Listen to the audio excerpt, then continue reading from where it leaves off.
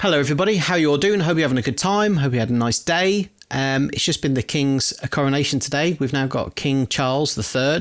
Anyway, wherever you are in the world, hope you're having a nice time. I reacted to a K-pop track a little while ago. You guys seem to like it. I've never listened to K-pop before. It was a real eye-opener for me, or ear-opener. It was great, recorded really well. The vocals were superb, and now I thought I'd have a listen to a couple of others, and see what I think. This next one is Sserafim. I've never heard of them before, and the track's called Unforgiven, featuring Nile Rodgers. Let's have a listen, shall we?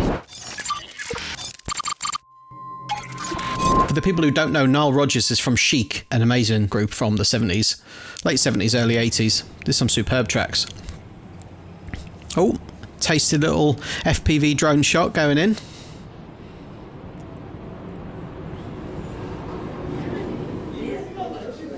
Whoever flew this was pretty good, wasn't he?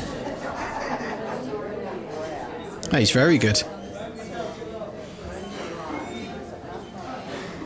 Howdy.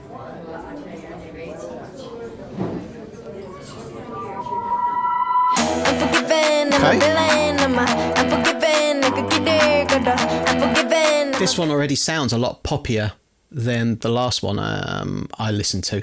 Definitely a lot poppier. Closer to what, we call a normal girl band, I suppose.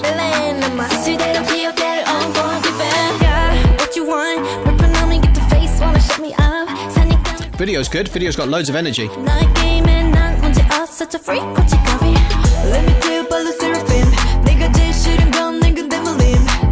Ooh, interesting. So yeah, this is a different style to the last one I listened to. The last one I listened to was more R&B sort of genre. This one is definitely more of a pop genre. You can tell in the sounds they've used. This one is still using the 808 type full bass for the low end. But a slightly different version of it.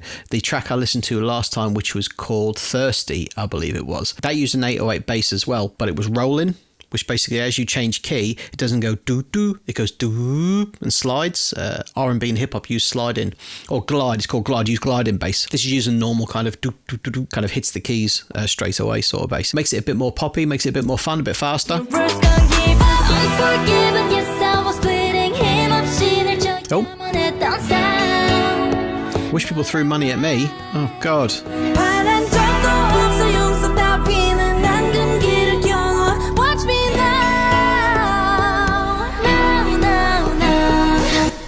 By the way, guys, don't forget, if you like this sort of content, please remember, like, comment and subscribe if you can. And let's get back to the video.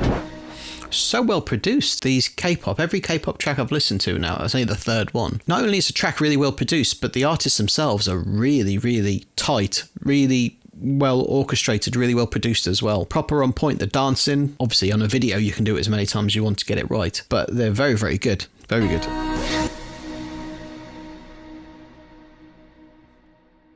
Another tasty FPV drone shot. She's supposed to represent a fallen angel, is she? Good girl turned bad, I'm guessing. That hurt.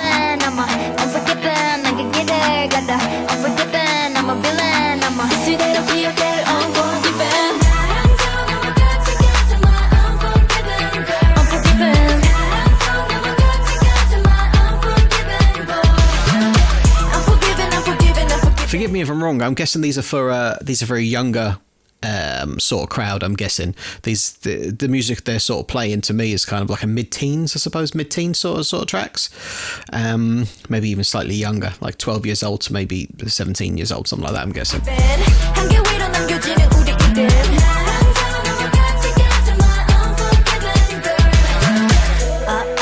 Giving. 내 스타일로 living. 내 방식까지 원 없이 또 한국말로 아주 철없이.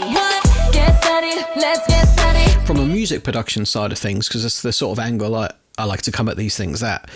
All the K-pop tracks I've listened to, I've really successfully and really well done the breakdowns, where it completely changes into something else, and a couple of new elements are brought in, and it really makes the track feel like it's always moving, it's always going somewhere. It's like you're being taken on a journey. Sometimes with a lot of pop music, because it's basically just a loop of the same thing over and over and over, which they all are, It gets really samey after only like a minute or two. But we're a couple of minutes in. This track feels like it's changed like so many times already. But, you know, well, it's done really well.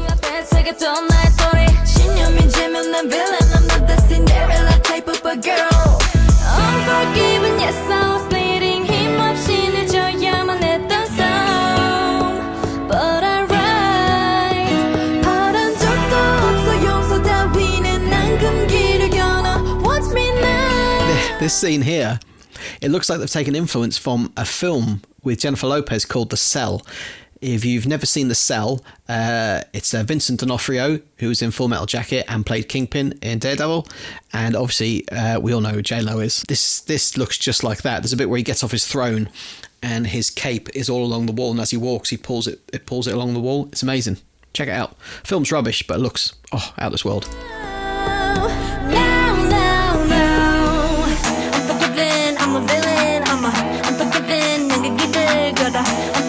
See the way it's changing all the time. Always something new. It just keeps you interested, keeps your ears interested.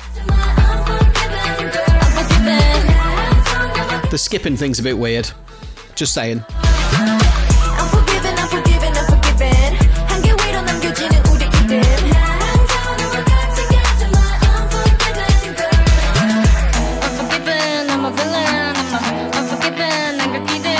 Video's really, really good. It's edited incredibly well. A lot of people don't realise this sort of video, it takes a lot, and I mean a lot of planning. I do video production as well. Music production, video production, does everything, but I do. And to plan a video like this, as the shot changes, you need to know exactly where you're going to.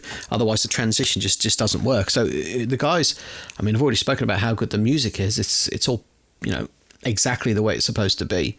But also whoever's doing the video as well, the video is really good, really strong.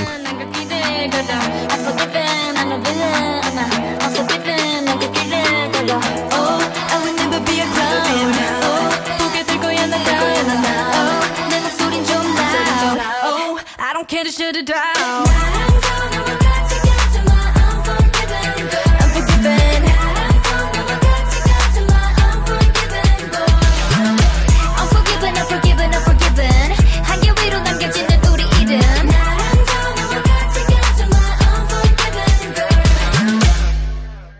That was Sserafim, Unforgiven, featuring Nile Rodgers.